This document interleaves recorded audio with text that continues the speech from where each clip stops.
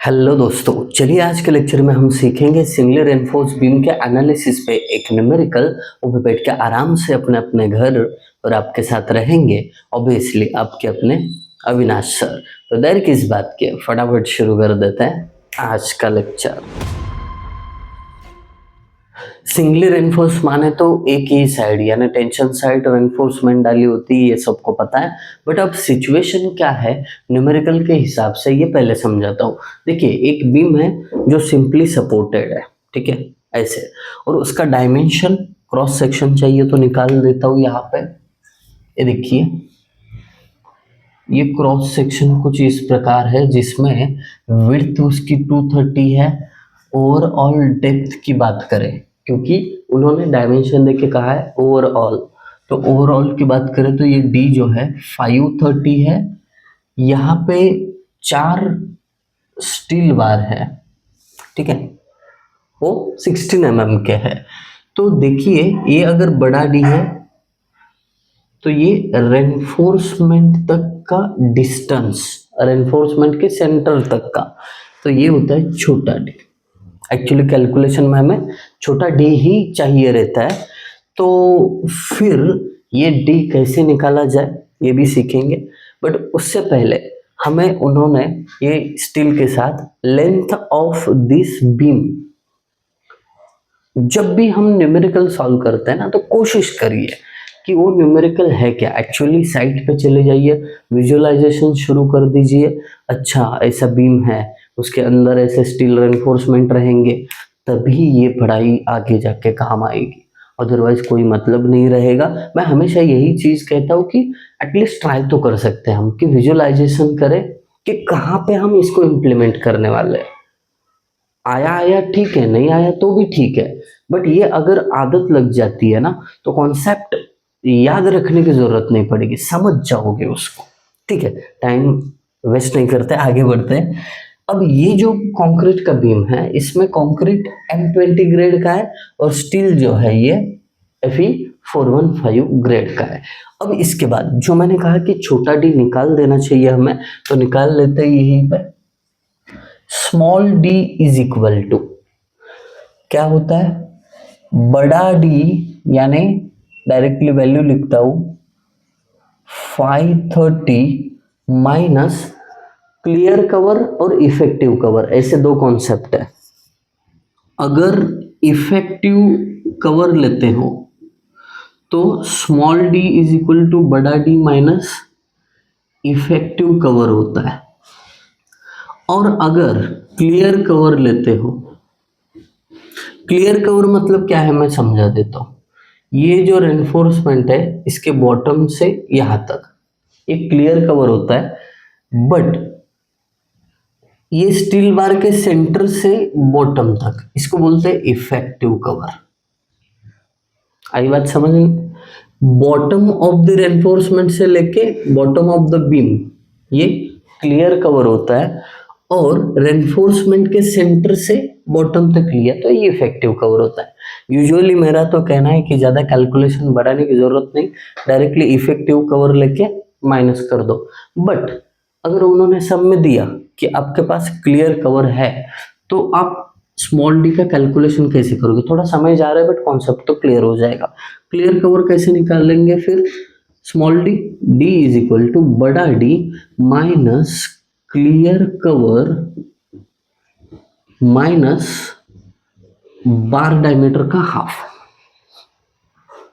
ये चीज है, कहीं पे तो आप नोट डाउन कर सकते हो इसको, है ना। ठीक है, अब मैं क्या कर रहा हूँ, डायरेक्टली इफेक्टिव कवर 30 से लेके 40 में मैं अज्यूम कर देता हूँ, ठीक है, डायरेक्टली। तो यहाँ पे 40 mm ले लेते हैं, तो मैंने क्या किया, 40 mm का इफेक्टिव कवर लिया, तो फिर ये हो गया 490 mm। ये आपका अजम्पशन रहता है, वैल्यू अलग अलग हो गए तो भी चलेगा। खाली यहाँ पे लिख लेना अज्यूम कवर क्लियर नहीं, effective cover of 40 mm। Got it. अब ये होने के बाद अब चलते हैं टू फाइंड पे, क्या फाइंड आउट करने के लिए बोला है। तो देखिए दोस्तों, हमें फाइंड आउट करने जो चीज बोली है ना, वो ये है कि आपका जो बीम है उस पे कितना सेफ यूडीएल रहेगा, यानी डब्ल्यू फाइंड आउट करना है। सेफ यूडीएल मतलब कितनी लिमिट तक मैं यूडीएल पुट करूं तो ये बीम सेफ होगा, मतलब कितनी लोड कैपेसिटी है उसकी।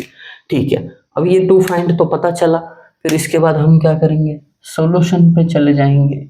सॉल्यूशन बड़ा इजी है, करना क्या है आपको, पहले मोमेंट ऑफ रेजिस्टेंस निकालना है और उसको इक्वेट करना है bending moment of this beam. अब मोमेंट ऑफ रेजिस्टेंस कैसे निकालना है ये सबको पता है। सबसे पहले आप क्रिटिकल डेप्थ निकालते हो, फिर न्यूट्रल एक्सिस डेप्थ निकालते हो, दोनों को कंपेयर करते हो। कंपेयर करने के बाद पता चलता है कि दिया हुआ बीम ओवर एनफोर्स्ड है कि अंडर एनफोर्स्ड है, और वो उसके हिसाब से मोमेंट ऑफ रेजिस्टेंस का फॉर्मूला है। तो मैं शुरू कर देता हूं, चलिए पहला step, step number 1। Step number 1 कहता है कि सबसे पहले क्रिटिकल न्यूट्रल एक्सिस की डेप्थ निकालो। अभी शॉर्ट फॉर्म यूज करते हैं इसका, एक्सी। ओके, अब एक्सी का फॉर्मूला है क्या भाई साहब, एक्सी इज इक्वल टू के इंटू डी। अब के माने तो क्या होता है, के माने तो होता है M sigma C B C upon M sigma C B C plus sigma S T. ये के का वैल्यू है इंटू ये डी तो है ही। अब अगर मुझे एक्सी चाहिए तो M sigma C B C sigma S T ये सारी चीजें चाहिए, डी तो हमने निकाल के रखा है।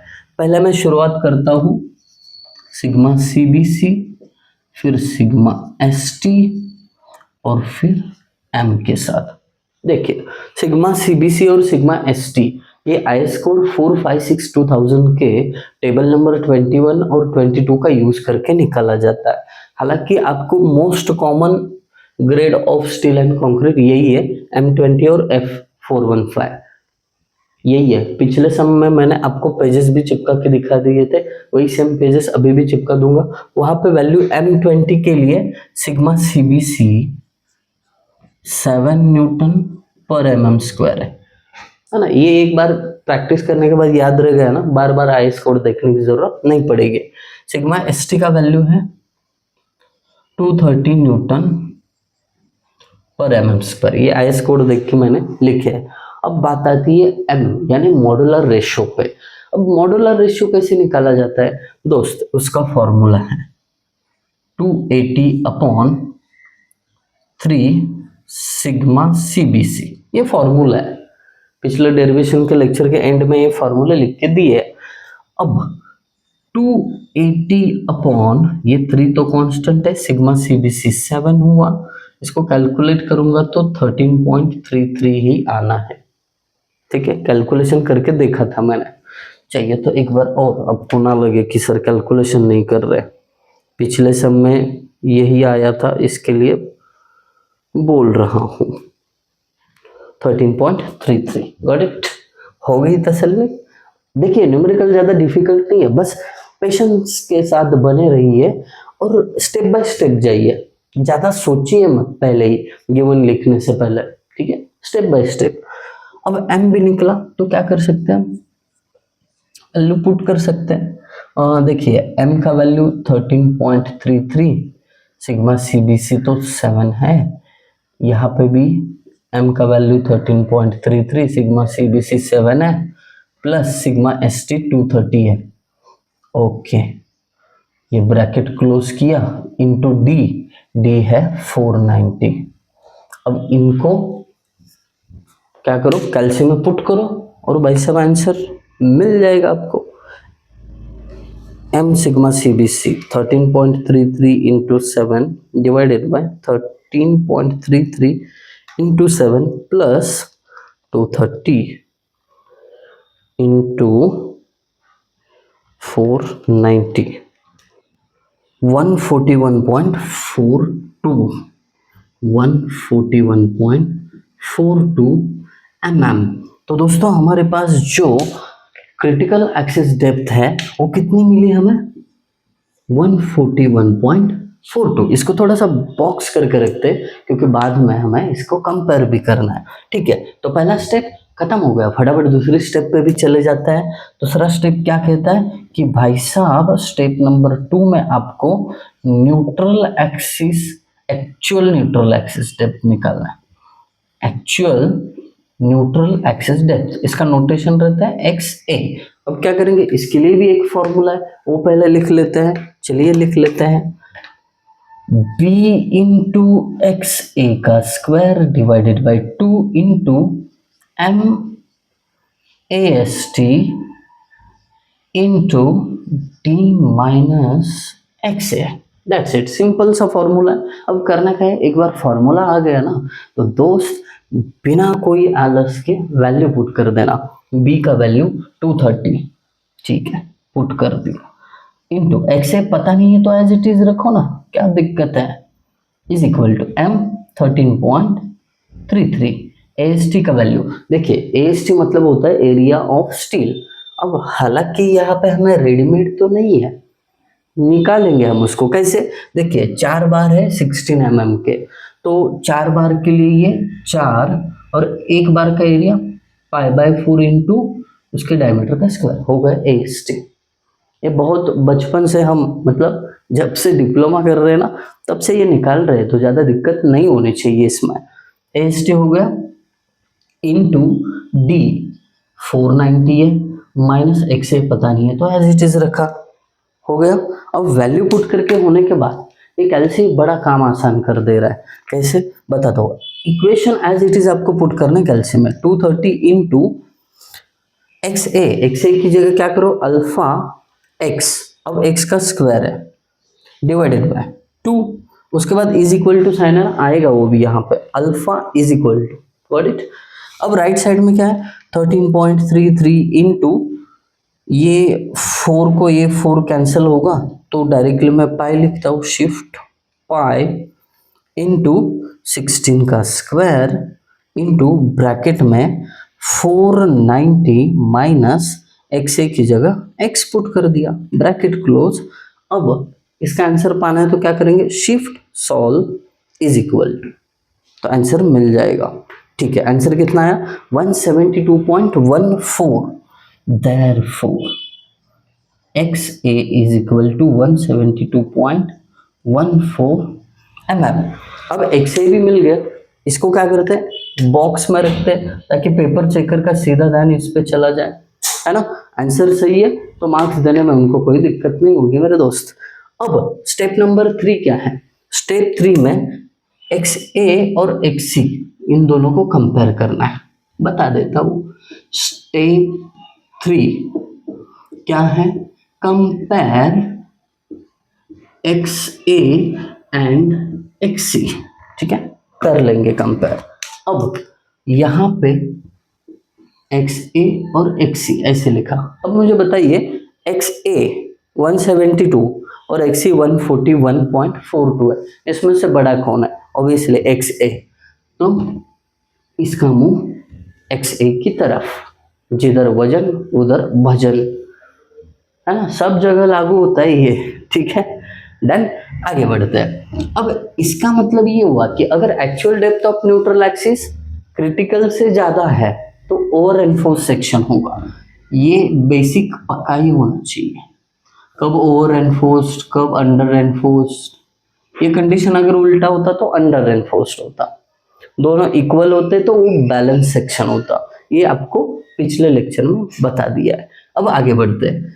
ओवर एनफोर्स्ड है तो उसको मूवमेंट ऑफ रेजिस्टेंस निकालने का एक फॉर्मूला है, क्या है वो, 1/2 सिग्मा CBC इंटू बक्सा यानी B इंटू XA इंटू, अब ब्रैकेट में है D minus XA divided by 3। ये फॉर्मूले में खाली वैल्यू पुट करो, आपको मोमेंट ऑफ रेजिस्टेंस का वैल्यू मिल जाएगा। कर लेते हैं पुट, 1/2 सिग्मा CBC 7, B का वैल्यू 230 बरोबर, XA का वैल्यू अभी भी निकाला 172.14 इंटू डी का वैल्यू 490 माइनस 172.14 डिवाइडेड बाय 3। फटाफट काम हो जाना चाहिए। क्या करेंगे, आंसर्स 0.5, 1/2 की जगह 0.5 डायरेक्टली लिखा, into 7 into 230 into 172.14 into 490 minus 172.14 divided by 3 bracket close is equal to, ये आता है 59.95। Therefore moment of resistance is equal to 59.95 और पावर है 10⁶। ये आएगा न्यूटन और एमएम में। आप पूछोगे कि सर ऐसा कैसा, डायरेक्ट आप न्यूटन एमएम लिख रहे हो? ये इसलिए क्योंकि आपका सिग्मा सीबीसी का याद करिए क्या था, न्यूटन पर एमएम स्क्वायर था, बाकी विड्थ वगैरह सब एमएम में था। इसका मतलब इसका यूनिट न्यूटन एमएम आएगा। तो इसको हम किलो न्यूटन मीटर में भी लिख सकते हैं। कैसे, बता देता हूँ। 59.95, अब ये 10⁶ का पावर है ना, इसमें से 10�3 न्यूटन का किलो न्यूटन करने में चले गए, बचा 3 पावर, वो 3 पावर एमएम का मीटर करने में चला गया।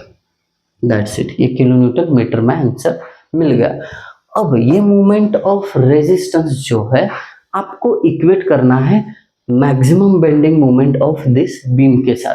अब भला ऐसा क्यों करना है, क्योंकि आपको यूडीएल फाइंड आउट करना है ना मेरे दोस्त। सिर्फ यूडीएल चाहिए कि नहीं चाहिए? चाहिए। तो देखिए मैं जो बोल रहा हूँ वही करो। Moment of resistance is equal to bending moment बोलो या मैक्सिमम बेंडिंग, कोई फर्क नहीं पड़ेगा। 59.95 ये किलो न्यूटन मीटर में पुट किया है हमने। ओके, बेंडिंग मोमेंट का एक फॉर्मूला है, अब आपको याद आएगा।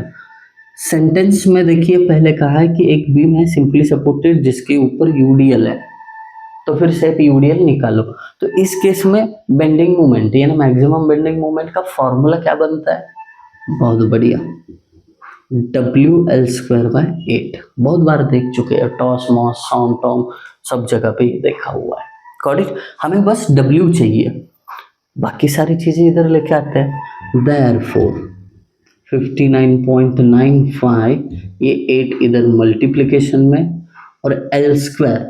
अब L ये अगर किलो न्यूटन मीटर में है तो L का वैल्यू ये मीटर में एज इट इज पुट करो, 5.5 इसका स्क्वायर इज इक्वल टू, बचा क्या? अकेला W।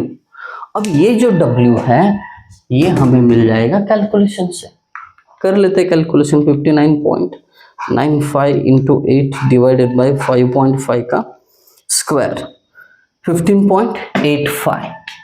Therefore W is equal to 15.85। ये यूडीएल है मेरे दोस्त, इसको यूनिट क्या जाता है? किलो न्यूटन पर मीटर, ये यूडीएल है। एक्चुअली यहाँ पे अगर उन्होंने सिर्फ यूडीएल, खाली यूडीएल की बात की है तो इसमें से डेड लोड को एक्चुअली निकाल लेना चाहिए। देखिए जब ये बीम है, इस बीम का मोमेंट ऑफ रेजिस्टेंस कब दिया है?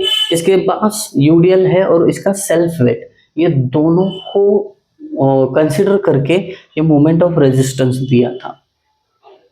तो अब अगर सिर्फ खाली ऊपर का यूडीएल, ये बीम को छोड़ दीजिए, खाली ऊपर का यूडीएल चाहिए तो आपको उसमें से डेड लोड को हटा देना चाहिए। तो डेड लोड को कैसे हटा सकते हैं हम? बड़ा इजी है, मैं बता दूं आपको डेड लोड कैसे निकालते हैं। चाहिए तो सेफ UDL इज इक्वल क्या करेंगे? 15.85 में से हटा देना क्या है? Dead load. डेड लोड कैसे निकालते हैं? देखिए बीम का एरिया, ओके, बीम का एरिया इनटू उसका यूनिट वेट। अब बीम का एरिया 230 इंटू पूरा क्या करो 530 लो। अब ये किलो न्यूटन मीटर में है तो ये भी मीटर में लेना चाहिए। 230 का मीटर में 0.23 मीटर होता है इंटू 0.53, ये एरिया हो गया उसका। कुछ नहीं किया मैंने, देखिए 230/530 का बीम था ना, ये mm में था, खाली उसको मीटर में लिखा है। Into unit weight of concrete 25 रहता है, reinforced unit weight of concrete कितना रहता है, 25 रहता है। खाली ये अगर आप करोगे ना तो सेफ यूडीएल मिल जाएगा आपको। आई बात समझ में? जो मैं बता रहा हूँ ना, खाली ऊपर का जो यूडीएल है वही मुझे चाहिए, तो डेड लोड हटा दिया मैंने। अगर आपने यहाँ तक भी किया ना तो भी आपको मार्क्स मिल जाएंगे, डोंट वरी। ये थोड़ा डिप डाउन चले गया। आई होप आप सभी को ये कॉन्सेप्ट समझ में आया होगा। आंसर बता देना इसका, सेफ यूडीएल का। तो चलिए आज के लिए इतनी ही चीज़ पढ़ ली, रजामंदी लेते हैं। Thank you guys for watching video, thank you so much.